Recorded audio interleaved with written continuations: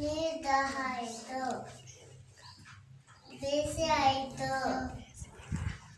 ಬೇಸಿಗೆಗಾಲ ಆಯಿತು, ನೀರು ದಾಹ ಆಯಿತು, ನೀರೆಲ್ಲಿ ನೀರಿಲ್ಲ, ಆ ಕಡೆ ಈ ಕಡೆ ನೋಡ್ತಾ ಇತ್ತು.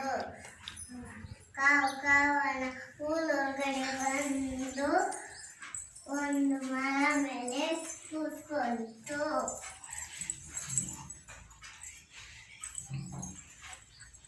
ಆ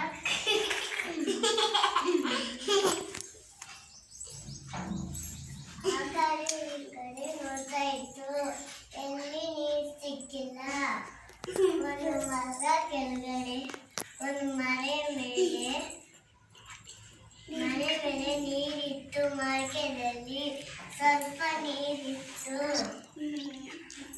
ಬಗ್ಗಿ ನೋಡಿದ್ರೆ ಸ್ವಲ್ಪ ಇತ್ತು ನೀರು. ಯೋಚನೆ ಮಾಡಿತು, ಒಂದು ಉಪಾಯ ಬಂತು. ಕಲ್ಲುಗಳು ಒಂದೊಂದೇ ನೀರಲ್ಲಿ ಹಾಕಿ